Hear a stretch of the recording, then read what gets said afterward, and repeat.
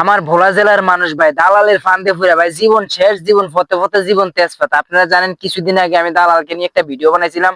তো ওই কমেন্টে ভাই, ওই ভিডিওর কমেন্টে ভাই এত পরিমাণ অভিযোগ আছে, এবং কি আমার মেসেঞ্জারে মানুষের মেসেজ করতে হইতে ভরে আছে, ঠিক আছে। প্রত্যেকটা মানুষ ভাই অশান্তির ভিতরে আছে, ঠিক আছে। যারা যারা মনে করেন, অনেক মানুষ ভাই মনে করেন ওই যে বলছে, দালালে বলছে একরকম, এখানে আয়া পাইছে আর একরকম।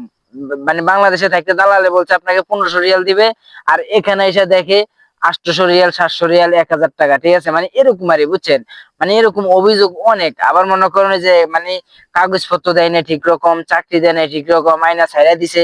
মানে মানুষ যে একটা বিপদে আছে, ঠিক আছে, তা বলার মতো না, ঠিক আছে। মানে দালালকে নিয়ে কেউ কোনো কিছু কয় না, ঠিক আছে। দালালকে নিয়ে কোনো মানে কেউ কিছু বলে না। কি রে ভাই, দালাল পাইছে কি? আপনার কেউ দালালকে নিয়ে প্রতিবাদ করেন নাকি? দালালের বিষ্ণু দালালকে ধরে মনে করেন নাক মুখ মনে করেন পানির ভিতরে চুবাই ধরবেন, ঠিক আছে। আমার ভোলা জেলার মানুষ ভাই অনেক মানে অনেক বিপদে আছে, মানে বিদেশে আইসা, ঠিক আছে। অনেকেই আমি দেখছি, মানে অনেকেই কোনো চাকরি পায় নাই।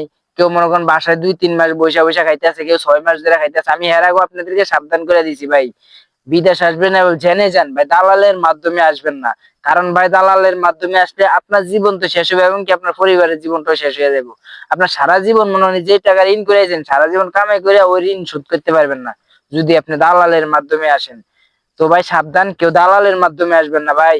প্রতিদিন আমাকে অনেক মানুষে ভাই মেসেজ করে, ভাই আমি বিপদে আছি, আমার চাকরি নাই, আমার এই সমস্যা এই সমস্যা, ভাই এরকম সমস্যা অনেক মানুষের, ঠিক আছে। প্রত্যেকটা মানুষের দালালের মাধ্যমে আছে, কেউ 5 লাখ টাকা, কেউ 6 লাখ 7 লাখ টাকা দিয়েছে।